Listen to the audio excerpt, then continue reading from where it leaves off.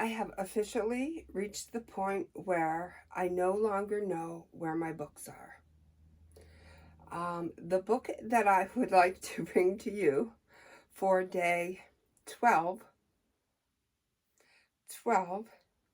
is Mary Shelley's Frankenstein, but I cannot find it anywhere.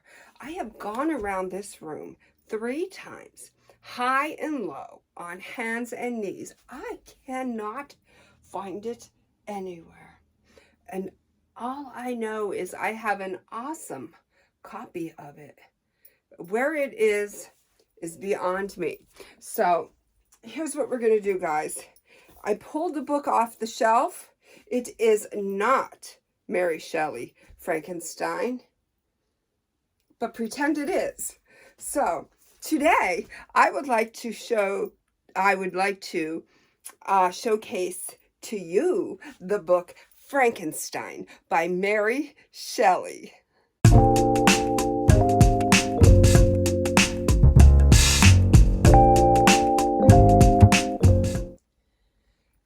So let me tell you what I know about Frankenstein.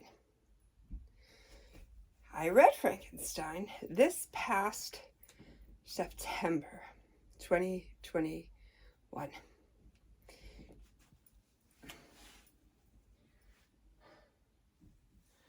All right, it's a goner. 2021. And what can I say? I usually read such things around Halloween. I can recall about 10 years ago reading the story of Dracula. I was back and forth with Dracula, the werewolf, Frankenstein. Dracula, the werewolf, Frankenstein. And of course, I went with my fave. We went with Drac. Just about... Ooh.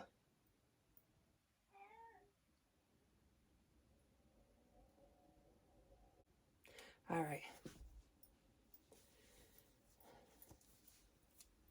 I don't always pick up a classic monster novel at Halloween time, but I always read something a little spooky and spectacular at that time. So Halloween coming, I thought, let's do Frankenstein. I never did Frankenstein. All right, so this is what I know about Frankenstein, folks. Frankenstein was written by Mary Shelley in 1818, which would make it 204 years old.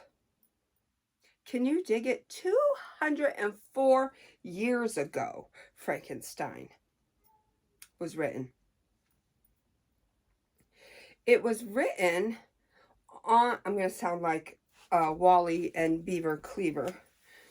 It was written on account of there was a storm outside, and so Mary Shelley, and I'm not sure if it was her husband at the time or her soon-to-be husband, and another couple were holed up inside of this cabin, house, apartment, whatever that was. I don't remember. But anyways, with nothing to do, it was proposed, let's all concoct a story and see who could come up with the best one. Well, Mary Shelley was very young. They were all quite young, maybe between 18 and 20. I don't really know.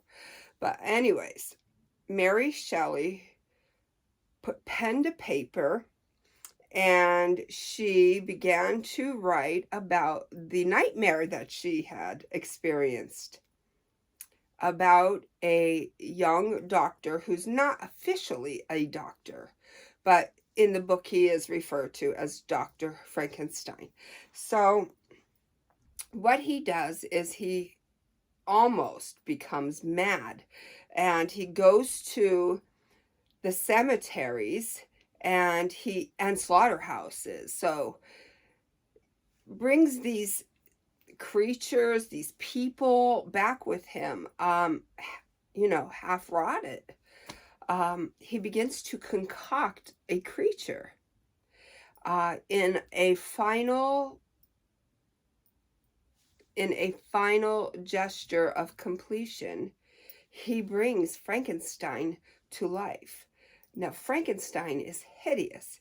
He is a concoction of, I'm told, white teeth, a thin black straight mouth, skin that's kind of decomposed so it doesn't actually cover muscle tissue,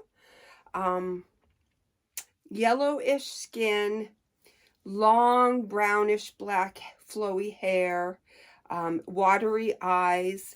Not the typical Frankenstein monster that we see at Halloween time. And by the way, this monster has no name. It was nameless throughout this novel. So anyways, Dr. Frankenstein created this monster, and upon bringing him to life, was repulsed by him and decided he no longer wanted anything to do with him. So he split. The monster was kind of definitely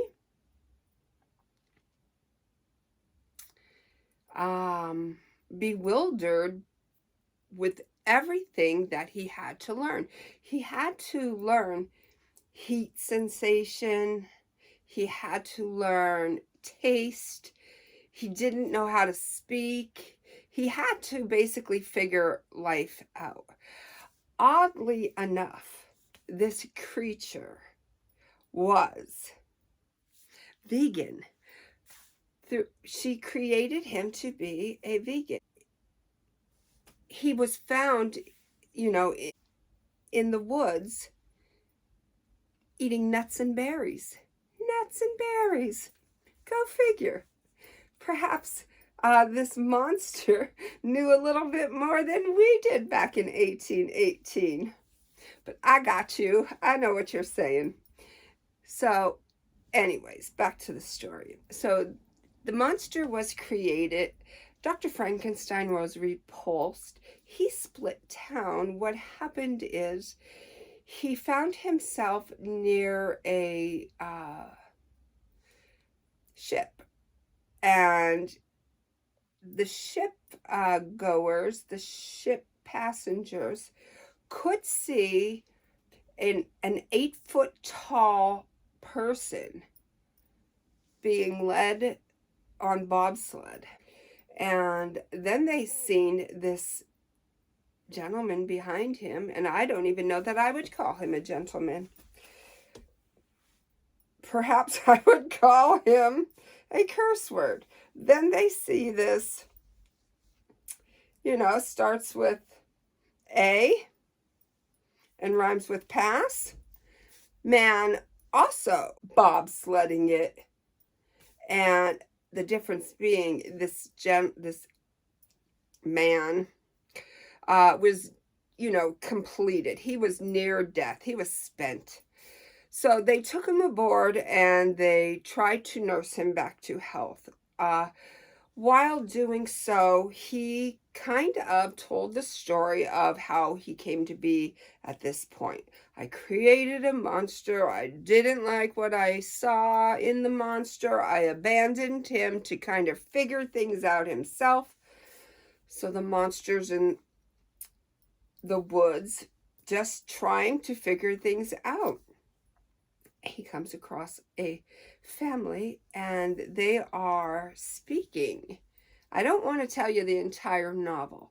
Many of you know what Frankenstein is about, but for those of you who don't, I don't kind of want to go through all the spiel of the book because it is definitely worth a book picking up. If you have not read Frankenstein, perhaps that should be your next book. I went through my emotions. Team, I don't watch TV, so let me do my best. Team Edward or Team whoever that was. I don't know. But are you Team Frankenstein or are you Team Monster? I was definitely Team Monster. And I was finding myself, because I am a very compassionate person. Empathy, sympathy, loving, caring, giving. I care about mankind. I care about our animals. I was rooting for this monster with all my might, but it just seemed, it was factual. Every stinking time the monster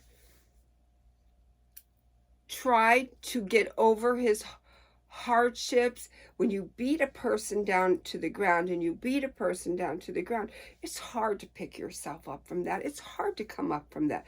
But this monster gave it every ounce of energy that he had, and it just was not in his favor. Society kept beating him down and beating him down because he was always judged on his looks. No one ever took the time to get to know him.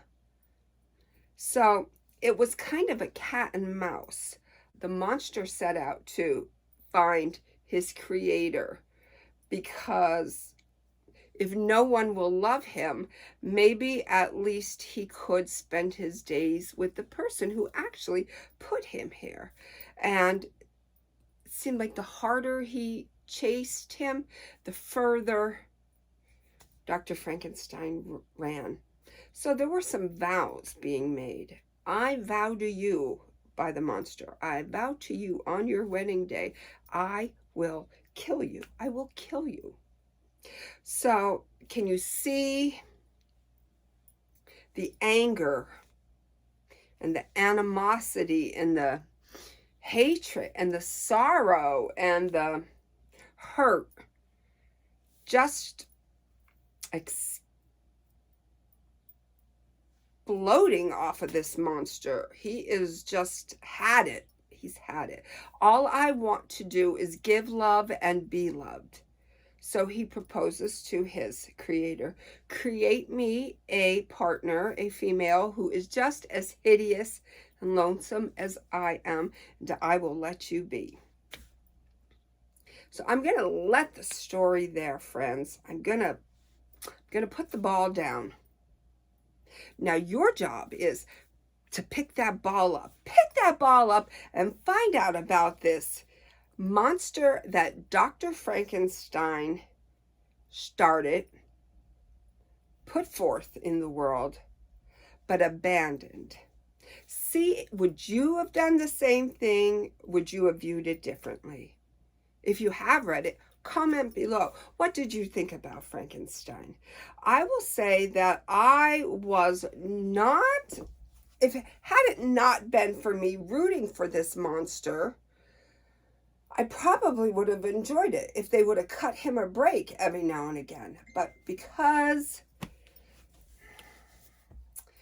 of the situation that he was put in, where he was just, I feel, terribly abused and not given a chance, it made me try and get inside of Mary Shelley's mind.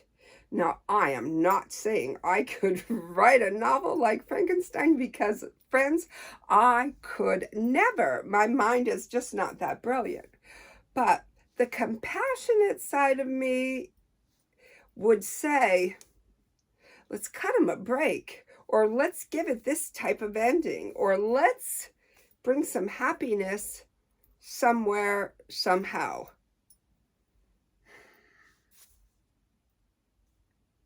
Did I like Frankenstein? Yes. Did I appreciate Frankenstein? Yes. Did Frankenstein go the way I would have wanted it to? No. Did Frankenstein go the way that millions of people would have wanted to? Most definitely, I'm sure of it. What do I know? I'm just one person. That's just my take, my view on it. That is my book recommendation for today. I believe we're on day 12. Gosh, I hope we're on day 12.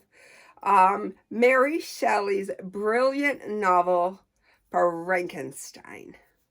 Go pick it up, friends. Until my next video, you know I love you. Be well, be good, be reading, be well read, If you're reading, you are well-read. I once read that book, A Well-Read Woman. A well-read woman. Doesn't that sound lovely? To be a well-read man is lovely too, but I don't know if they had a book entitled that. I only read A Well-Read Woman, in hopes that I am or that I may one day be. So, yes, friends, be reading. Make sure you're reading. I'll catch you again in the next video. Thanks for tuning in. Bye-bye.